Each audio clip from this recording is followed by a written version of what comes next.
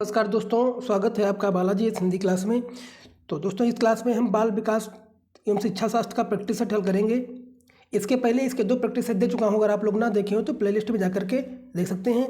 ये practice set विभिन्न TET exam के लिए इंपॉर्टेंट है, जो विभिन्न राज्यों के टेट एग्जाम होते हैं, जैसे कि Rajasthan TET, Jharkhand TET, Haryana TET और यूपी टेट और बीपीएससी टीआरई 4th के लिए बहुत ही इंपॉर्टेंट है। तो चलिए प्रारंभ करते हैं अपने क्वेश्चन को। पहला है, निम्न में से मस्तिष्क की संरचना तथा कृत्यों में विभेद का परिणाम होता है। तो क्या परिणाम होता है दोस्तों?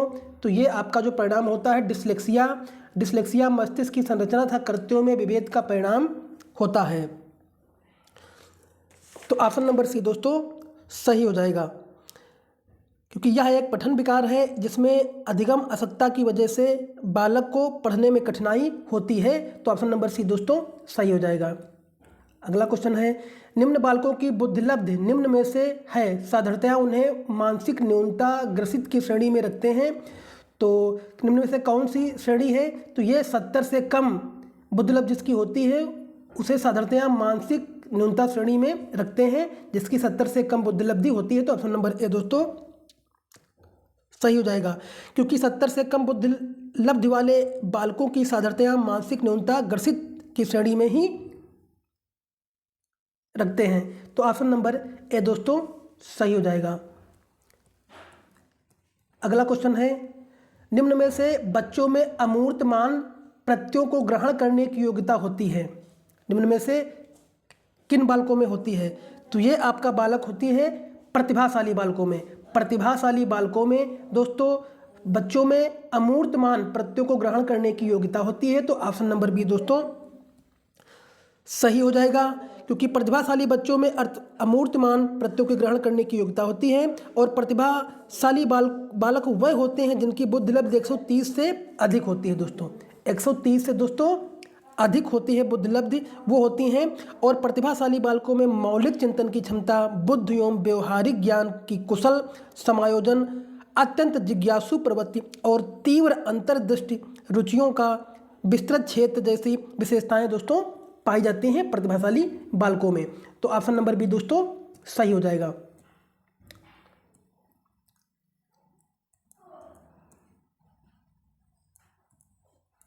चलिए अगला क्वेश्चन है, तनाव को कम करने के अप्रत्यक्ष ढंग कहलाते हैं।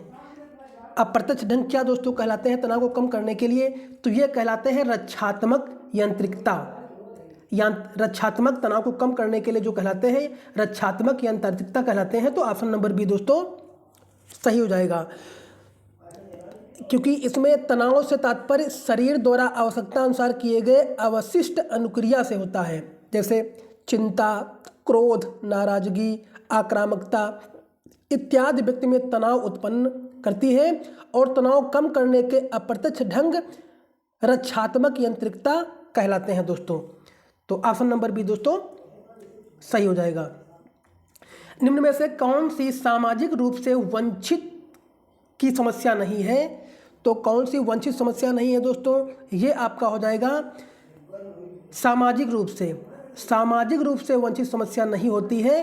तो ये जो आपका हो जाएगा दोस्तों सीखने के लिए प्रेरणा का अभाव, ये नहीं होती है। बाकी सृजनशीलता को पोषित होने के अवसर नहीं मिलता है, रहने के लिए स्वस्थ परिवेश और विद्यालय में पक्षपातपूर्ण वातावरण का दोस्तों सामना करना।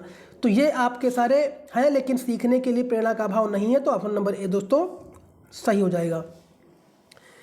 शिक्षण प्रक्रिया में विद्यार्थी क्या होता है? जैसा कि आपको पिछले ही सेट में मैंने बताया था, 3 ध्रुव होते हैं आपके दोस्तों, आश्रित चर और स्वतंत्र चर और मध्यस्थ चर। तो आश्रित चर क्या होता है दोस्तों? आपका आश्रित चर जो आपका होता है ये होता है दोस्तों, ये विद्यार्थी होता है। आश्रित चर क्या होता है? विद्यार्थी होता है। और स्वतंत्र चर आपका क्या होता है दोस्तों? शिक्षक होता है। जो आपका शिक्षक होता है दोस्तों, ये जो होता है आपका स्वतंत्र चर होता है। और विद्यार्थी ये आपका होता है आश्रित चर। और मध्यस्थ चर क्या होता है आपका दोस्तों? पाठ्यक्रम जो होता है मध्यस्थ चर दोस्तों होता है। तो ऑप्शन नंबर इस क्वेश्चन का ऑप्शन नंबर ए दोस्तों सही हो जाएगा। चलिए अगला है, निम्न में से कौन सा मूल्यांकन का प्रकार नहीं है?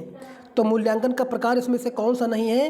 तो आपका निर्माणात्मक, योगात्मक और CCE ये आपके मूल्यांकन के प्रकार हैं, लेकिन मानक जो आपका मूल्यांकन का कोई प्रकार नहीं होता है। तो ऑप्शन नंबर ए दोस्तों सही हो जाएगा।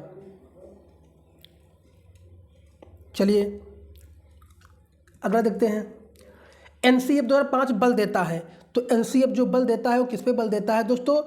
तो हाँ, NCF 2005 जो बल देता है वो करके सीखने पर दोस्तों बल देता है क्योंकि राष्ट्रीय पाठचर्या रूपरेखा 2005 में करके लर्निंग बाय डूइंग पर बल देती है NCF।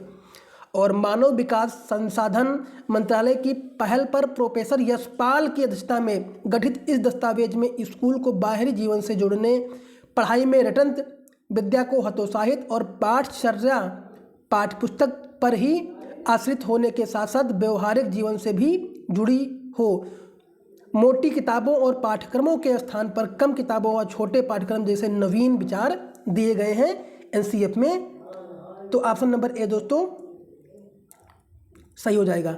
निम्न में से कौन सा मूल्यांकन के त्रिकोण का भाग नहीं है? मूल्यांकन के त्रिकोण का भाग नहीं है शैक्षिक उद्देश्य, मूल्यांकन और अधिगम अनुभव। तो कौन सा नहीं है दोस्तों? तो आपका शिक्षण अनुभव नहीं है मूल्यांकन त्रिकोण का भाग, बाकी शैक्षिक उद्देश्य और मूल्यांकन और अधिगम अनुभव ये इसके भाग होते हैं दोस्तों।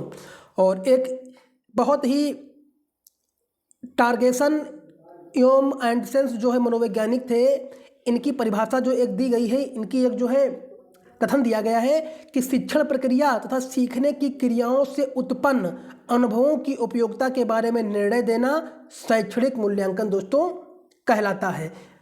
तो ऑप्शन नंबर इसका दोस्तों क्या सही हो जाएगा? ऑप्शन नंबर दोस्तों आपका सही हो जाएगा शिक्षण अनुभव। चलिए अगला, क्रियात्मक अनुसंधान के महत्व के बारे में निम्न में से कौन सा कथन सही नहीं है? तो इसमें कौन सा कथन सही नहीं है दोस्तों? तो ये आपका हो जाएगा, समस्याओं का हल अभ्यास में ले आया जाता है और उसका मूल्यांकन नहीं किया जाता है, यह कथन सही नहीं है। बाकी आपका उपभोक्ता की अनुसंधान करता है और समस्याओं का हल शीघ्रता से प्राप्त हो, ये सारे जो है इसके क्रियात्मक अनुसंधान के महत्व के बारे में कथन सही है। बाकी आपका ऑप्शन नंबर सी दोस्तों सही नहीं है। तो ऑप्शन नंबर सी इसका उत्तर सही हो जाएगा, क्योंकि क्रियात्मक अनुसंधान कक्षा की विभिन्न स्थितियों की समस्याओं का हल खोजने और निदानात्मक मूल्यांकन और उपचारात्मक उपाय की दृष्टि से अत्यंत महत्वपूर्ण, उपयोगी और सामायिक सिद्ध दोस्तों होता है।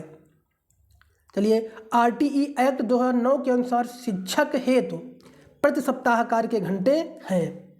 तो कितने घंटे हैं? तो ये आपके 45 घंटे हैं। RTE एक्ट 2009 के अनुसार शिक्षक हेतु सप्ताह में 45 घंटे आपको शिक्षक को प्रति सप्ताह कार्य करने होंगे, जो कि ऑप्शन नंबर सी दोस्तों सही हो जाएगा। चलिए अगला है, तर्क, जिज्ञासा तथा निरीक्षण शक्ति का विकास होता है। तो किस उम्र में होता है इसका विकास दोस्तों? तो ये ऑप्शन नंबर आपका दोस्तों सही हो जाएगा, ये 11 वर्ष की उम्र में होता है। 11 वर्ष की उम्र में दोस्तों होता है। ऑप्शन नंबर बी दोस्तों सही हो जाएगा। शारीरिक विकास का क्षेत्र क्या है दोस्तों? शारीरिक विकास का क्षेत्र जो आपका होता है दोस्तों, ये होता है मांसपेशियों की वृद्धि। क्या होता है शारीरिक विकास? मांसपेशियों की वृद्धि होती है शारीरिक विकास का क्षेत्र। क्योंकि शारीरिक विकास को प्रभावित करने वाले कारक बहुत से हैं, तो कौन कौन से हैं? इस क्वेश्चन का ऑप्शन नंबर बी सही हो जाएगा। लेकिन शारीरिक विकास को प्रभावित करने वाले कारक कौन कौन से हैं, चलो देख लेते हैं। तो ये शारीरिक विकास को प्रभावित करने वाले कारक हैं वंशानुक्रम, भोजन, वातावरण और पारिवारिक स्थिति और दिनचर्या और विश्राम तथा निंदा, खेल एवं व्यायाम और प्रेम एवं सहानुभूति। ये शारीरिक विकास को प्रभावित करने वाले कारक होते हैं, जो कि ये सारे आपके कारक हैं। अगला है, एक कथन है, वातावरण वह बाहरी शक्ति है जो हमें प्रभावित करती है। किसने कहा था। दोस्तों कथन से क्वेश्चंस बन जाते हैं, 1 से 3 क्वेश्चन बन जाते हैं। तो विभिन्न जो मनोवैज्ञानिकों के कथन जो इम्पोर्टेंट हैं ये आप लोग को याद कर लेना है। इससे आपको 2 से 3 क्वेश्चंस आसानी से आप कर सकोगे। अगर ये कथन आप पढ़े रहे होंगे तभी आप समझ पाएंगे, और अगर नहीं पढ़े होंगे तो आप समझ नहीं पाएंगे। तो चलिए, ये किसने कहा था। ये कहा था दोस्तों रास महोदय ने। किसने कहा था। रास महोदय ने दोस्तों कहा था। तो कि ऑप्शन नंबर बी दोस्तों सही हो जाएगा। और इन्होंने एक और कहा था कि वातावरण वह बाहरी शक्ति है जो हमें प्रभावित करती है। यह कथन किसका शिक्षा शास्त्री रास का है। किसका है। रास का है। अधिगम अंतरण का थार्नडाइक सिद्धांत कहा जाता है। तो थार्नडाइक सिद्धांत कहा जाता है, ये कौन सा है। अनुरूप तत्वों का सिद्धांत। अनुरूप तत्वों का सिद्धांत ऑप्शन नंबर दोस्तों बी सही हो जाएगा। तो इस क्वेश्चन में, इस सेट में इतने ही क्वेश्चनों को रखेंगे। अगर वीडियो अच्छा लगा हो तो लाइक करिए, कमेंट करिए, चैनल को सब्सक्राइब कर लीजिए। धन्यवाद।